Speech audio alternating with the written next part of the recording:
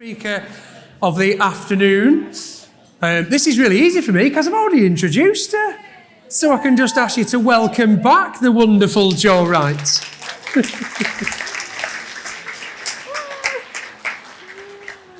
Thank you, everybody. Now, I have got the pleasure of helping us all to redefine performance management into everyday coaching conversations. But first, before I start my talk, I want to ask you what performance management means to you. Now, this is where I do the technology wizardry again. There. So, over to Mentimeter. What does performance management mean to you? Hopefully you're all doing your stuff. Is it working? No, it's not working. Wrong question.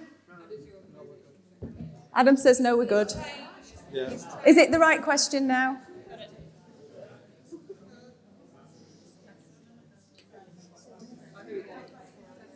And how do we get the results up? There we go. Hey, they were there.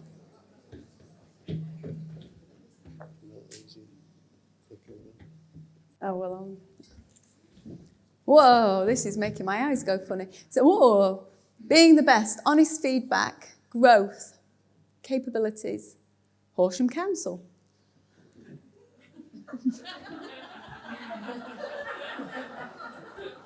Feedback in the moment for Horsham Council. I think you're replying to the first question of the day. Helping others grow, meeting goals, being the best, supporting, unleashing potential, empowerment, development, support. Wow, some fabulous positive messages up there. And this I've now got to move on to the next one. Hang on. This is what I was introduced to performance management. Back in the 1990s, this is what performance management was meant to me. Jo, performance management means 3 strikes and you're out. What? Yep, if you were on a performance management list, you were on somebody's blacklist. So for many years, when we've been researching performance management, I have been taken back into the 90s on a number of occasions, and I can see people nodding in the room. This is what performance management was. Now, thankfully, times are moving, and you know, we've used the word today on a number of occasions, but the pandemic has definitely helped that. Things are improving, but I'm going to share with you, to bring performance management to life a little bit more, some of my more memorable career lowlights through the process of performance management. So if you see me start kind of looking like I'm going back in time in my mind, I'll be relaying some of my more memorable moments. So I'm going to share with you a story from when I was a young line manager, which is, as you can imagine, many years ago. And I was having a few concerns about one of my team at the time. And it was really over 25 years ago. And I decided to do the right thing and save the feedback up. Oh, yes. For 11 months. I mean, obviously. I waited for his annual appraisal. Yep, I did. And I sat there and had the most cathartic experience I'd ever had. I peppered him with feedback. It was just a wonderful moment for me when I was throwing all this feedback, and it just felt really good.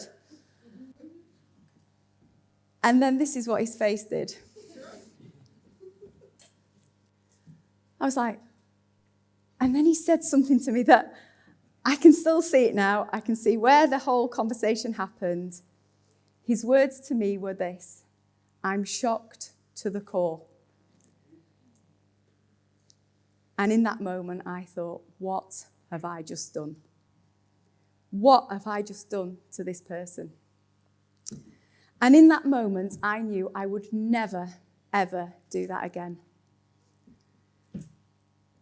And that has really stuck with me for a long time as a real memorable learning experience, one of those critical moments in your career where you go, actually, I've just learnt a really valuable lesson there. And in that moment, I knew that things had to change. In fact, before I tell you what we're going to do in today's talk, I just want you to all, a little bit of, as Tim would say, audience participation. Just take a moment now to think about, now Tim talked a minute ago about your best ever feedback. I want to take you into a darker place. Think about your worst ever performance management experience. And what do I mean by that? Either you on the receiving end or you giving that feedback to somebody in an annual appraisal, whatever it may be. But just take a moment, because I would imagine every single person in this room has had one of those bad experiences. Just take a moment. I can see people nodding. Whether you want to close your eyes, I don't mind, as long as you don't fall asleep. Just take a moment to think about it.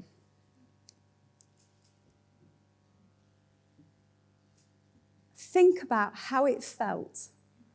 Think about what was happening at that time. Think about who's in the room, what was being said. And then just think about this. How would you feel if I said somebody right now is probably having that very same experience? That is cringeworthy. It has to change. It absolutely has to change. And today's talk will connect the dots at last. And if we want a hallelujah moment, but it will be a connecting the dots between performance management and everyday coaching conversations. And today we will consider what everybody in this room can go away and do about it. Now, I don't need to tell you this. You already know. Performance management is broken. And I've been doing lots of research into this, lots of studies.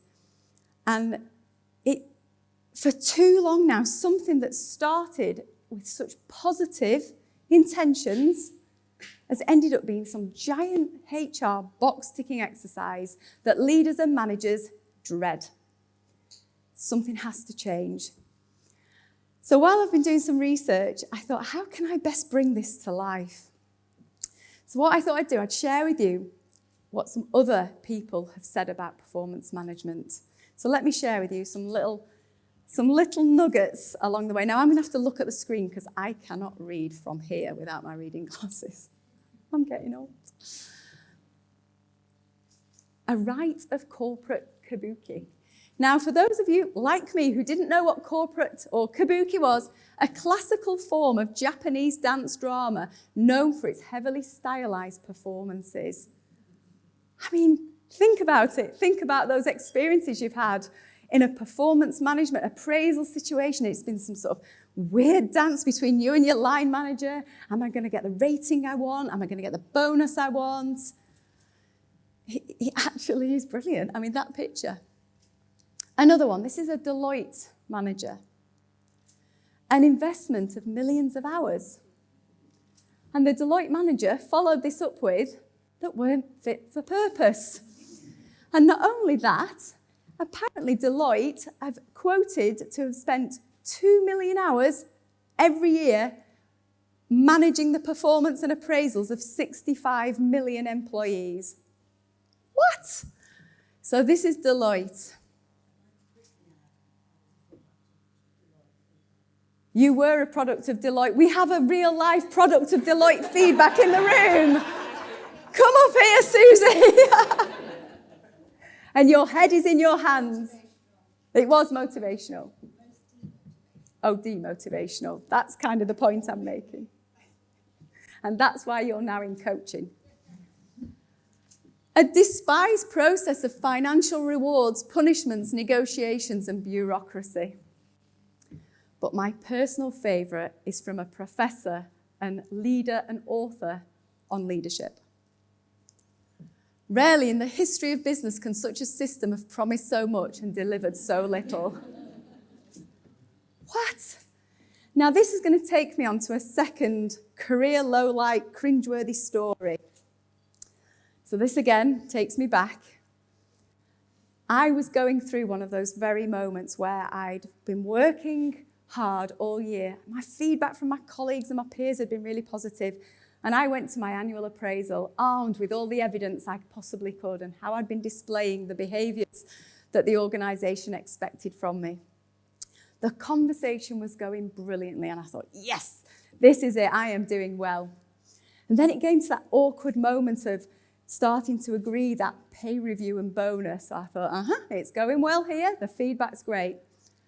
And then my line manager said to me, okay, you're meeting expectations. Pardon? What? Hang on, we just had a really positive, fabulous discussion that I'm clearly doing better than that. No, you're meeting expectations. So if we could just sign here to do this here. I was like, no, hang on. So we got into this discussion. And in the end, she looked exacerbated and she went, look, Jo, to be honest, you've done a great, but we've already allocated the pay and the bonus, and we've got to put you in that meeting expectations box now because of our forced distribution curve. So that's where you're going. Thanks for the giant kick in the teeth, boss. Thank you very, very much indeed. Now, don't get me wrong. Things are moving forward, and we are waking up to the fact that it has to change. It is about everyday coaching conversations. And that's what we're saying. It's time to connect the dots between performance management and everyday conversations, everyday feedback, in-the-moment feedback. No longer can it be the let's wait for 11 months to give this, pepper somebody with their feedback. The time is now to start getting this sorted. Something that, I promise so much, but delivering so little. And organisations are already waking up to this. It's time now to stop managing performance and start focusing on the conversations that build performance. And they're the conversations that build trust. And they are coaching conversations. And I've said this before, and I said it at our virtual conference, a culture of trust builds high performance, not the other way round. Now that's really important. It's about building trust, which then becomes a virtuous cycle. It builds performance. We have more innovation. We have more growth in the business. We have more great conversations. It becomes a virtuous cycle. It's coaching conversations that build trust. That's what it's about. So what can HR do? What can we all do in the room? It's really about us moving from this, it's that time of year again, it's paperwork, it's time consuming, it's admin heavy, it's HR led, it's just something, and leaders and managers are going, oh no, I've not bought into this, what do I have to do? To this, it's about conversations. It's about HR enabling leaders and managers to have great quality conversations. It's about supporting them with their capability to do that. It's about providing the right platforms, the right policies to support them. It's about making it part of everyday life. It's got to change, and the time is now to do that. Now at this moment, oh, hello, we've already got the answers before I've even asked the questions. In the moment feedback is, how come there were some answers on there? Who's been playing with the questions? Who has scrapped annual appraisals for everyday coaching conversations? Now, hopefully, my technical wizardry will explain why it's already... Is it happening now in the moment? Our technology is working brilliantly again. Go on. How many have got... We have 29% of people in the room, because it's now not on the screen, say that you have scrapped annual appraisals. How many haven't? 44%. Nope, still in full flow. 26%, we have both. Now, for those of you who have, you're amongst organisations such as Microsoft, IBM, Deloitte, PwC, some great organisations who've already started changing the ways and moving towards everyday coaching conversations. Now, I know coaching is this thing, and we need to move it from leaders and managers thinking it's fluffy to actually something that builds performance and achieves what they want in their team. We know that not everybody just gets coaching. We do in this room, and that's why we're all here. But that's what HR can do. You can all really support leaders and managers to have those great quality conversations. And I would urge you from today to go away, if you haven't started moving in this direction, to go away and ask yourselves these questions. Ask yourselves the non-meant to be... Oh, my technology ninja appears on the... Here we go, tech ninja. Thanks, Justina. Ask yourselves, have annual reviews been replaced by everyday coaching conversations? I need you in camouflage, don't I? Is feedback encouraged in multiple ways? Have you developed the right level of coaching capability? And do you have a coaching policy and a platform to ensure coaching becomes the way to communicate? Because that's the ultimate goal. That coaching isn't a thing that's separate. It's the way we communicate round here. Now that is a true coaching culture. So today, what have we done? We have visualised earlier on today what a future could look like. But I would love you to also consider this in the performance management sense. And I'd like you to visualise the fact that nobody ever has to go through what we visualised earlier in this talk, in that awkward performance management conversation that you look back on, because it's our responsibility to all make that happen. Thank you.